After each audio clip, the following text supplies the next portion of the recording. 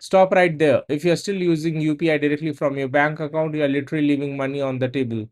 Every scan, every payment, every transaction that you do, you can earn a return on your spend. And this return could go from 5% to even 8% depending on the spend category where you use this UPI. But not all RuPay credit cards are equal. In this video, I will break down the top RuPay credit cards of 2026 ranked by the actual UPI returns. I will show you which card gives the maximum cashback and which one you should avoid. Most importantly, you should pick the right card based on your particular spend pattern. With that, let's start the video. The average Indian who uses UPI regularly is losing over 3,000 plus in a single year missed on cashbacks, not because they are spending less, but because they are choosing to spend from their bank account. Not using UPI directly from a bank account and using a 0% cashback also doesn't really make sense for them. You need to know which RuPay credit card should be connected to your UPI to get those lucrative returns. My top 5 picks for 2026, the RuPay credit card would be starting with the first Tata Neu HDFC card. This card is quite good and versatile. We'll talk about each of these credit cards down the line in the video. The second one would be Yes Bank's Kiwi credit card. The third one would be Scapia. It comes in two versions, the Visa and the RuPay card. The fourth one is the HSBC's Cashback RuPay credit card.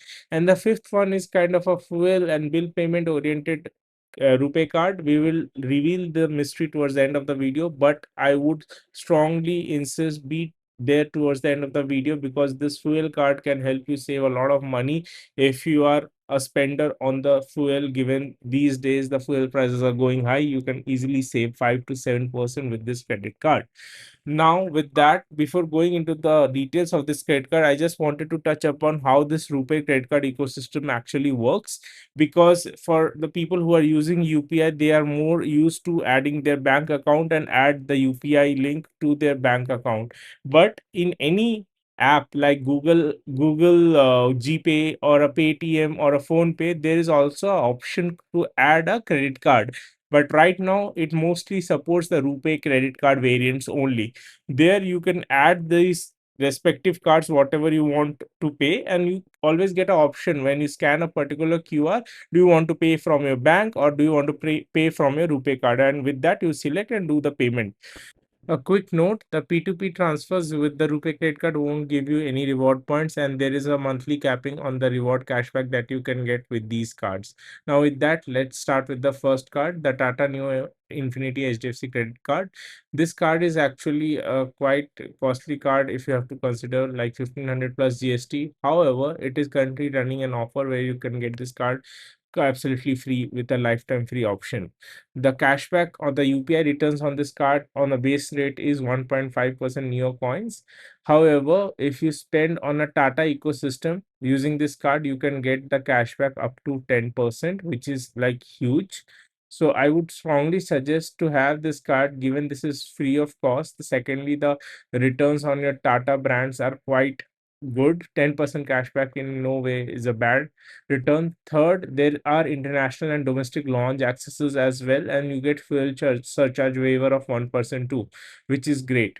One thing to note is every month there are kind of a upper cap done for most of the RuPay cards. It is not recommended for high spenders. This is basically to alternate your UPI spends from bank account to a credit card system. So with that also, if you consider 500 to 800 rupees monthly capping in a year, the savings could be substantially high. With the Tata brand and the Tata ecosystems like Big Basket, Air India, and Chroma and everything, you can actually have 10% return on your spends every month.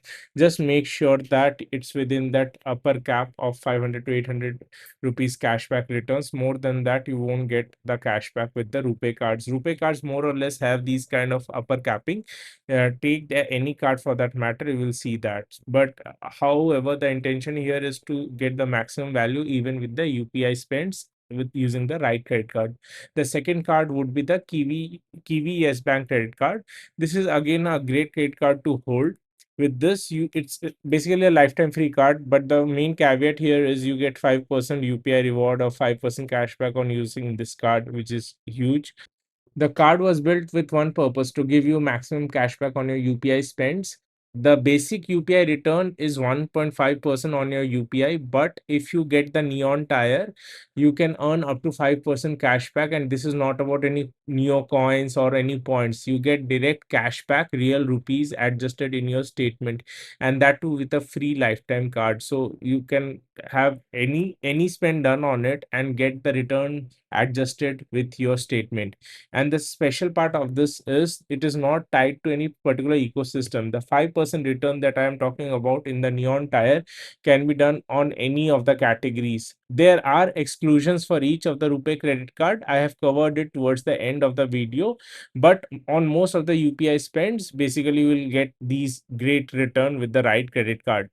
So there are these milestones that I talked about as a tired benefit, that if you hit a 1.5 lakh spend on your credit card, then you can get a 5% cashback for your past purchases and future purchases as well. So if you are again in the 1 lakh spend in a year, say suppose you have 12 months and by June you have hit the 1 lakh spend, your return will go to 4%, and it is not on the future bill spends also. It will get adjusted on your past statements. So it will retrofit the cashback based on the spend milestones that you see. So if you hit 1.5 lakh within a year, you can get 5% cashback for the past and the future statements both. So now with that, let's move to the next credit card, the HSBC RuPay Cashback credit card. The 10% cashback on dining, food, delivery, and grocery makes it a very lucrative offering. If you are a foodie or you order online regularly, this card will earn you more in those categories than in any other card on this list. On all other spends, including UPI, the cashback is around 1%, not the highest, but it's there. And in top of that, there is domestic launch accesses, there is international launch accesses through JCB network, which is more prominent in the Asia side, South Asia side. And you also get a 0% forex markup, but it is not a inherent feature that comes with a HSBC's offer time to time. So the 0% forex markup may not be there always, but other than that, you get all other benefits. Things to watch out: there are monthly cashback capping on this card as well. And given the 500 rupees joining fees, you have to be a bit sure that you actually need this card for the dining and food delivery. If you are a heavy spender, this card won't work out for you. If you are a light spender and you just use UPI for most of your spends on food and dining, this card could be a good option, but not a great option for a heavy spender. Again, best for foodies, right? Because you are anyway paying annual fee of 500 rupees, and there is no waiver until you spend 2 lakh in this card in a year, and 2 lakh spending on this card doesn't really make sense. So again, use case specific, so be sure where you want to use that card. Next card is the Scapia Federal RuPay credit card. This card I also have, given that this is kind of a backup card for me because I have other premium credit cards as well. But for the people who are not in the credit card ecosystem yet, this card can be a good option, given again it is free of cost. It is mostly recommended for travelers. One thing which helps me a lot is the forex markup. It's kind of zero. Any country you go, you don't need a separate card. Just swipe this card and you have a zero forex markup. This year this went into a slight devaluation where it requires you to spend 20,000 inclusive of visa and the RuPay variant in totality in the previous months, so that you can access the launch benefit. And when we say launch benefit, it is not only limited to the food items. If you do any kind of shopping in the airport, you can get the return up to 1,000 rupees of value in terms of Scapia coins, which you can again, Scapia has a good variety of store where you can spend these coins to buy something or book flights or buses or trains as well. So for that matter, this is a great card for the travelers. Again, if you are already on a high spending category, you would need more than just a RuPay credit card. This is for the people who are new to the credit card ecosystem and don't want to go into the complexity of vouchers and forex spends or different cards, because this card has an inherent zero forex markup. That's the best part.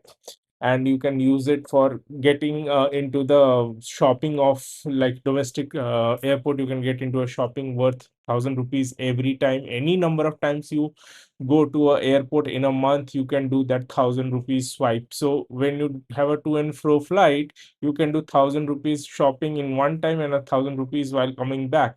So it's a very versatile card, and the app is also very good. So I recommend this card as a starter pack or a backup card, but not your mainstream card. The value that you get is in the terms of Scapia coins, which can be redeemed inside the Scapia app only. But I find the app quite robust enough, and it comes with two variant. Federal Bank issues this variant, and there is a variant from Bank of Baroda as well. It's more or less the same features that you get.